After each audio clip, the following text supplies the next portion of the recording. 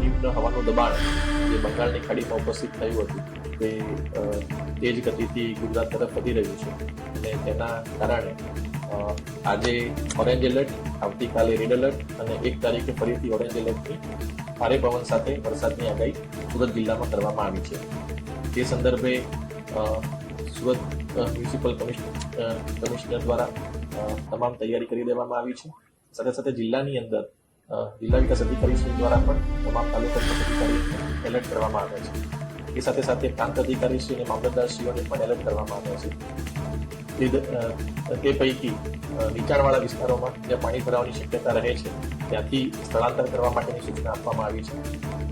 સાથે સાથે આ વખતે ભારે પવન પણ સાથે આવવાની શક્યતા છે. તેથી જેટલા પણ લૂઝ સ્ટ્રક્ચર્સ છે તેને પણ ઉતારી દેવા માટે, હોર્ડિંગ્સ ઉતારી દેવા માટે તમામ નગરપાલિકાઓને પણ જાણ કરવામાં આવી છે.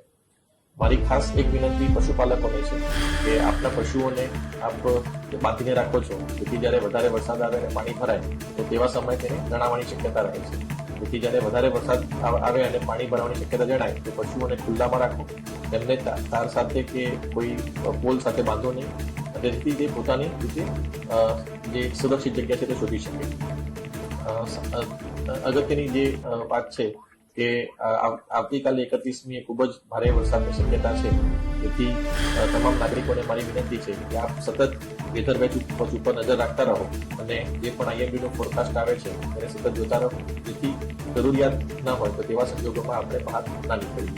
એટલે આપણે જે અત્યારે સમગ્ર તંત્ર દ્વારા તમામ તૈયારી કરી દેવામાં આવી છે, પરંતુ નાગરિકોને પણ મારી એ જ વિનંતી છે કે આપ પણ સચેત રહો અને સાવધાની પૂર્વક આપણે આજે 2 દિવસ જે ભારે વરસાદની આગાહી છે એ દરમિયાન કોઈ પણ પ્રકારનો અનિચ્છનીય બનાવ ન બને તેની પણ આપણે સૌ તકેદારી રાખવી.